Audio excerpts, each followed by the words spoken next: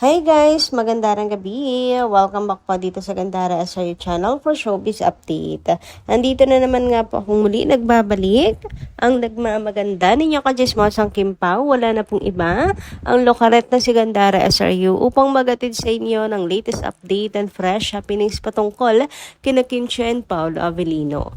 And para nga po sa gabing ito, ang tatalakayin naman natin at pag-uusapan ay meron nga pong kinalaman dito sa pasabog ng Kim Pao ngayong araw. Diyos ko, ay nagkakagulo talaga ngayon sa social media at sabog na sabog talagang ex-world, mga kakimpaw. Ikaw ba naman biglain nila Kim and Paolo, diba? At syempre, another na naman po para kay Kimi. Sa real queen talaga si Kim Chiu, mga kakimpaw. At binansagan din sila Kim and Paolo na king and Queen. Pero bago po ang lahat, sa mga di pa nakaka-subscribe sa ating channel, maaari lamang na pindutin po ninyo ang subscribe button natin at notification bell na nariyan sa baba upang kayo ay maging updated po at ma-notify tuwing may bago tayong chika at balita hinggil sa Kim Pao. Basta mga balita na may kinalaman kina Kim Chiu and Paolo Avellino, sagot na nga po natin yan. And nice din po pala natin magbasa ngayon ng ilang comments mula sa atin po mga taga-subaybay bilang pasasalamat sa walang sawang pag-support at pagtutok po sa ating mga daily updates. At syempre, para bigyan na rin ng tinig ang kanilang mga reaksyon at opinion bilang mga fans nila Kim and Paula, diba? Meron din pong karapatan na madidig ang kanila pong mga opinion. So, ito nga, ang first commentary natin for this evening or for tonight ay si Ma'am Vivian Karaig. Naku, Ma'am Vivian, shout out po sa inyo at maraming salamat sa pagtutok parati sa atin. Sabi niya, yes, it's time for Kim to settle down with Pao. They are meant to be destined together. Blessed sila strong, madly in love with each other. Still manifesting, very natural ang love talaga nila. Bakit ko love ang dalawa? Feel ko two decades kong love sila. Promise, si Kim. Since she started PBB teen days and still counting talaga ako for her. Focus naman for herself. Congrats. Very good talaga siya. God bless them more. Thanks, Miss Gandara. Love rin kita. Kim Pao forever. Thank you so much for including me, Ma'am Vivian Karaig. Nakakatawa naman ang puso.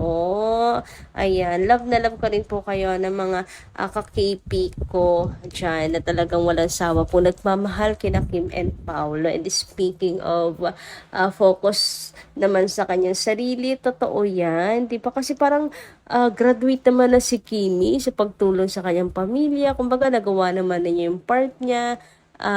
Hindi lang yung part niya, kundi yung pangarap niya. Makatulong sa mga tao, patulungan ng kanyang pamilya, maging stable, may magandang trabaho, may business din naman si Kimi. Kumbaga, it's time for herself naman. Nagawa na niya yung gusto niyang gawin, inuna na niya yung iba. This time, yung sarili naman niya. Sana, sarili naman niya ngayon. Anyway, dumako naman tayo ngayon sa comment pa ni Miss Norma Dayag. Sabi niya, Gandara, good PM. Ganyan ang takbo ng showbiz. It's a whirlwind direction. Pinapaikot tayo ng mga fans pinapaikot tayo na mga fans para the more na tayo maging aggression sa next takbo ng buhay nila. Gandara, sorry, not intentional na vlogs ko na di na magtambal silang dalawa, but instead, how I wish sila pa rin yung magtambal if ever hanggang dulo. Hindi kami magsasawa sa dalawa, kaya Gandara, if ever na hindi matuloy yung project nila, may mga producer siguro na magkaka-interest na hiramin ang KP. Depende sa agreement made by them. Kasi sayang lang. Sana take advantage mo na sila sa KP. Kasi they are Teodsot and very demanding tandem in showbiz. Sayang lang yung chance ng mga producers if they don't take advantage for their popularity. To KP fans, let's be patient for this couple and more prayers for them that KP will not be dispersed or buwagin ng mga inggitero at inggitera mga bashers. Siguro may mga pro and cons sa management nila, but never mabubuwag nyo ang KP. God bless us all. Naku, hindi naman po mawawala ng mga kontrabida sa buhay, di ba? Even sa management, sigurado, sa loob niyan ay meron din pong mga kontrabida. Hindi po mawawala yan, 'di ba? Pero syempre mananaig pa rin ang kabutihan. Lalo na ang Kim Pao fans ay patuloy po at napakalakas ang support kina Kim and Paolo. About naman sa sinasabi niyong if ever na hindi matuloy, nako sorry na lang Mr. Badayag kasi tuloy na tuloy ang project nila Kim and Paolo. At eto nga't in-announce na nila kanina, ni-reveal na nila kanina ang dapat nating abangan. Finally, alam na natin yung sinasabi ni Sir EJ na talagang pasabog ng Kim Pao. Yung sinasabi niyang paulit-ulit na drama romance na bago para kina Kim and Paolo. Ang ganda raw talaga ng istorya na to. So, abangan natin. Anyway, sabi naman dito ni Ma'am Visitasyon Di Guzman, shout out madam at magandang gabi.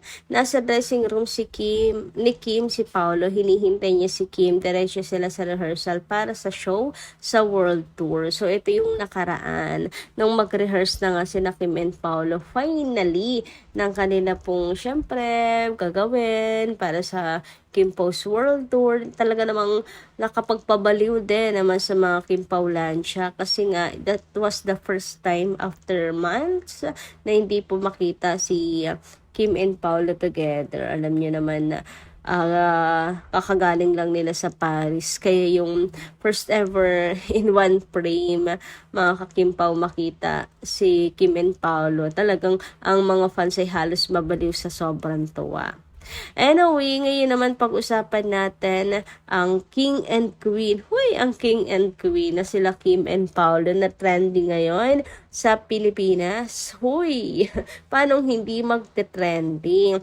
May pasabog sila ngayong araw, which is ang kanilang pag-a-announce ng kanila pong next project together. Yes, pang fifth project na nila to.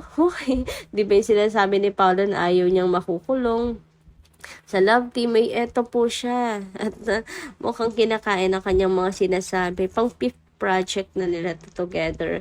And para lang dyan sa mga nagsasabing nagsasawa na si Paolo kay Kim, ay ito, malaking sampal para sa inyo. Etong bagong project. Sana kahit papaano po manahimik sila sa supalpal natin sa kanilang mga bibig. 'Di ba, mga ka-Kim-Pao? Eto na nga, 'di ba, trending at binansagan nga po ang Kim-Pao ng King and Queen of streaming. Ay, kabog. Totoo naman, 'di ba? Mapa-view, mapa-iWine, mapa-Prime, talagang number 1 parati ang Kim-Pao. So, paano hindi pa magiging King and Queen yung dalawang yan? 'Di ba, face card pa nga lang, pang King and Queen na ang datingan. Anyway, ito nga ang post ni Kapamilya Online World, the King and Queen of streaming. Look, Kim Chiu and Paolo Avellino, known as Kim Pao, sa ginaganap ngayon ng Prime Video presents PH, kung saan inireveal nila ang ilang malalaking shows nila this year. Hashtag where stories begin. Matatanda ang Kim Pao series, Linlang, The Alibi, and ayan, marami pang iba. Linlang, The Alibi, and What's Wrong with Secretary Kim, tas yung kanilang movie na My Love Will Make You Disappear. Then this Copino. Copino. Medyo nalilito pa ako. Copino. Ayan, ang magiging project nila together. Boom! Panes. Pang-international. Pang-international. Paka-uwi. Pero, di ba, happy ako. Isa ako sa pinaka-happy ngayon para kay Kim kasi pangarap niya magkaroon ng scene sa ibang bansa, kukunan sa ibang bansa, and eto na ngayon. Happy lang si Kimi dito, hindi siya masyadong emotional. Basta, may ilan din mga Korean actors. So, kaabang-abang po ito.